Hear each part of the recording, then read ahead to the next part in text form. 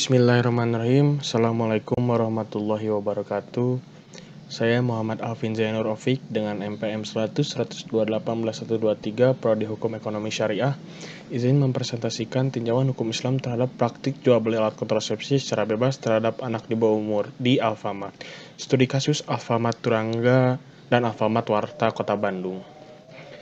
Latar belakang masalah kebebasan jual beli alat kontrasepsi menurut penulis telah memberikan dampak buruk pada generasi milenial maupun generasi muda zaman sekarang.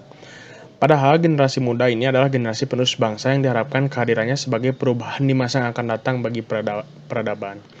Syad Ad-Dariyah merupakan suatu masalah yang secara zakir diperbolehkan oleh agama dan dihubungkan dengan perbuatan yang dilarang atau juga bisa diartikan suatu pekerjaan yang semula mengandung suatu kemaslahatan untuk menuju kemafsadatan. Praktik jual alat kontrasepsi di Alfamart ini dilakukan secara bebas untuk anak di bawah umur. Jual beli ini sudah sah, akan tetapi dikarenakan akibat dari jual beli ini menimbulkan kemafsadatan. Selanjutnya rumusan masalah yang pertama bagaimana penjualan alat kontrasepsi di Alfamart dan yang kedua bagaimana tinjauan hukum Islam tentang jual beli alat kontrasepsi secara bebas terhadap anak di bawah umur. Tujuan penelitiannya adalah untuk mengetahui tinjauan hukum Islam tentang jual beli alat kontrasepsi ini secara bebas terhadap anak di bawah umur. Dan yang kedua untuk mengetahui dampak jual beli alat kontrasepsi ini kepada anak di bawah umur.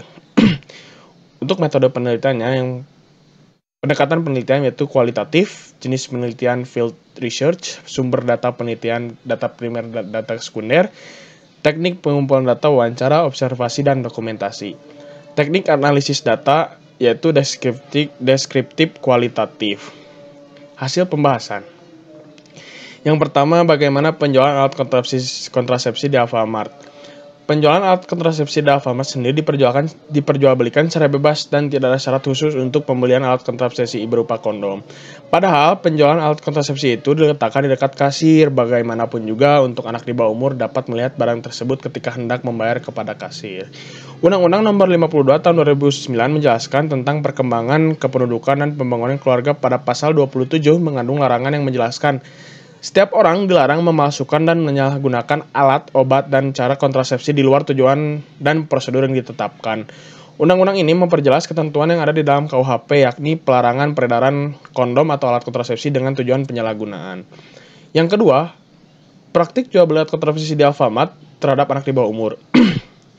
Penjualan alat kontrasepsi ini dibuatkan karena untuk mencegah banyaknya kelahiran, tetapi oleh masyarakat disalahgunakan menjadi alat untuk seks bebas, khususnya anak di bawah umur yang mencoba melakukan hubungan seksual, karena dalam syariat Islam, hubungan seksual tidak adanya ikatan pernikahan bisa dikatakan zina dan mendapatkan dosa besar. Pada toko Alfamart, penjualan alat kontrasepsi dilakukan secara bebas, tidak ada batasan usia walaupun sudah ada standar operasional prosedur atau SOP-nya, tetapi tetap saja diperjualbelikan secara bebas. Hal ini dikarenakan pihak kasir tidak ingin mendapatkan surat peringatan atau SP, padahal bisa saja ketika ada pembelian alat kontrasepsi ini bisa memperlihatkan kartu tanda penduduk atau KTP. Yang ketiga, tinjauan hukum Islam terhadap praktik jual beli alat kontrasepsi di Alfamart. Transaksi jual beli alat kontrasepsi berupa kondom ini harus lebih diperhatikan kembali barang yang akan diakadkan. Dalam hal ini, jangan sampai alat kontrasepsi atau kondom diperjualbelikan kepada pembeli yang tidak seharusnya. Kesalahan dalam jual beli dalam transaksi ini karena tidak mengikuti sesuai prosedur hukum Islam.